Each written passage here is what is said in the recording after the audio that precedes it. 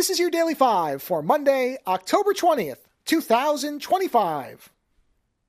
For two of our commentary films, assuming there are more than two, there may not be. We never really know how many there's going to be. I kind of go by Lando's guidance. If he feels like watching a movie, we watch it. If not, we don't. So that's sometimes why there's more movies than others, depending on the week. But I knew that whatever the number, the next two films we were going to watch were both going to be Friday the 13th films. In this case, 1988's Friday the 13th Part 7, The New Blood, and I cannot remember offhand, but I will know by the time I record the 5 for it, the year that Jason X came out. But today, we're talking about Friday the 13th Part 7.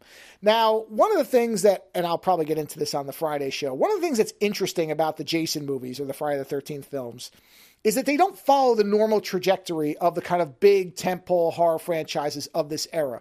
Most of the movies talk about like Nightmare on Elm Street or Halloween or even Texas Chainsaw Massacre. Those movies started off with their strongest entries and then slowly became either diluted or when they took chances, nobody responded to it, so they reverted back to doing the same old thing. And I feel like Friday the 13th did the opposite, where it went in the opposite direction. It started off with very repetitive movies, with a clever element in the first one, certainly, but largely the same thing happening over and over. And then there was a point where they decided that they were just going to go insane with it and start making Jason into a super monster that then they would have other kind of monstrous or ludicrous reactions to. And that's really what leads to, I mean, in fairness, Friday the 13th Part 6 starts it. But really, to me, Part 7 and Jason X are the big ones in terms of the big swings on doing wild things with Jason. I'm not going to count Jason Goes to Hell. That movie is stupid.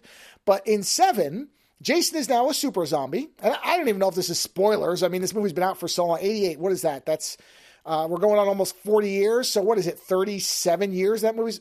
I don't know if my math's right. Yeah, no, I think it's right. 37 years. It's a 37-year-old film. I'm not going to worry about spoiling it. So now we have Jason, still a super monster, being resurrected from his sort of resting place at the bottom of Camp Crystal Lake by a psychic who accidentally killed her father, and in trying to bring her father back, accidentally brings Jason back instead, at which point he does his normal killing thing, and then they fight in a Tetsuo-style kind of Akira combat thing at the end, where Jason is being batted around by somebody who doesn't even have to be near him to injure him. And that part is great.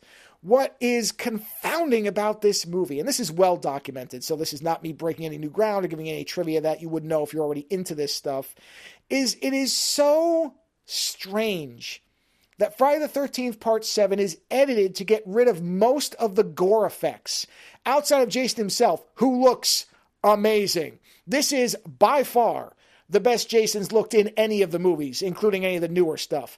His kind of rotted, I've been under the water for a while appearance is spectacular. And he looks great. Kane Hodder's in the suit, so he moves really well. He's just so well done, including when his mask comes off and he's reacting with a lot of frustration to the fact that Tina is able to screw around with him without him being able to do anything because he can't see what she's doing because she's psychic. This is such a great idea that the fact that they cut all the kill gags, because apparently the producers or somebody involved thought that they were going to make an Oscar nomination with this, even though Oscars for even the best horror films almost never happen.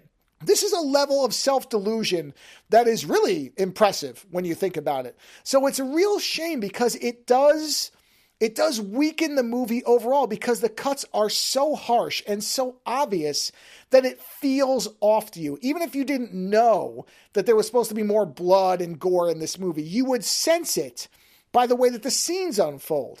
And it's a shame because the elements that are novel about it, Jason's appearance, the psychic woman, all of those things are really great. And they elevate it, except that then it's brought right back down whenever one of these kills gets cut really badly. Because it is so clunkily done.